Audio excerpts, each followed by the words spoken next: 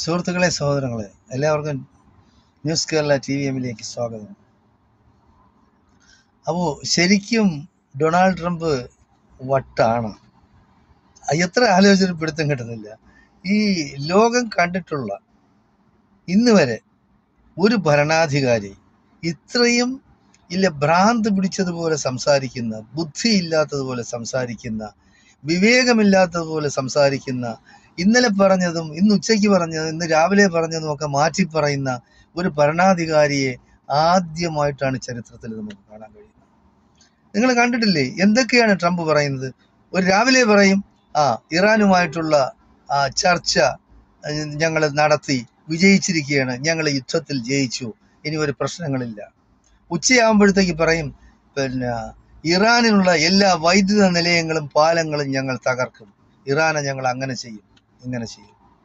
രാത്രിയാകുമ്പോൾ വീണ്ടും മാറ്റും, പാകിസ്ഥാനിൽ ചർച്ച നടക്കുകയാണ്, ഞാൻ ആളിനെ അങ്ങോട്ട് വിടുന്നുണ്ട്, വിദേശകാര്യ സെക്രട്ടറി അങ്ങോട്ട് വിടുന്നുണ്ട്, അവിടെ വെച്ച് നമ്മൾ ഒത്തുതീർപ്പാക്കും.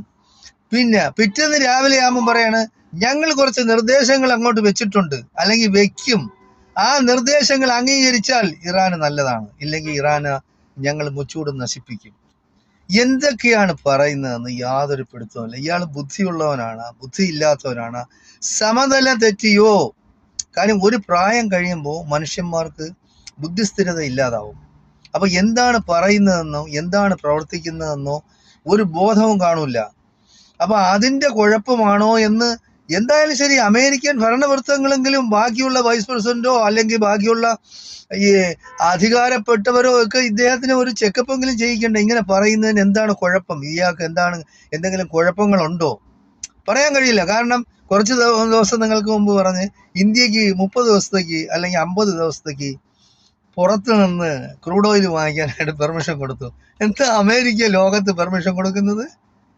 എവിടെ നിന്നെങ്കിലും എന്തെങ്കിലും സാധനം വാങ്ങിക്കണോ അമേരിക്ക പെർമിഷൻ? അമേരിക്ക ആരാ? അമേരിക്കക്ക് എന്ത് ഇന്ത്യയെ തീരെഴുതി കൊടുത്തിരിക്കുകയാണ്? മോഡി എന്നിട്ട് ഒരക്ഷരം പറയണമല്ല.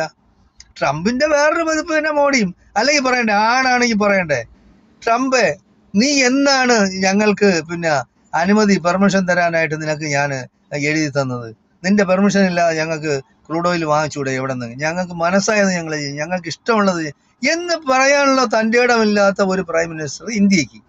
പിന്നെ എന്തും ഇപ്പൊ പറയുന്നത്, ട്രംപ് പറയുന്നത് കുറച്ച് ദിവസം കൂടെ നീട്ടിക്കൊടുക്കുന്നു. ആദ്യം പറഞ്ഞ് ഇന്ത്യയുടെ കാലാവധി തീർന്നു, ഇനി വാങ്ങിക്കാൻ പാടില്ല, റഷ്യയിൽ നിന്നും വാങ്ങിക്കാൻ പാടില്ല, ഇറാനിൽ നിന്നും വാങ്ങിക്കാൻ പാടില്ല. എന്തൊക്കെയാണ് കേൾക്കുന്നതെന്ന് അറിയാൻ കഴിയില്ല. അതുപോലെയാണ് ഇന്ത്യയിലെ കാര്യം. അതായത് ഇന്ത്യൻ എണ്ണ ടാങ്കറുകൾക്ക് അകമ്പടി സേവിക്കാൻ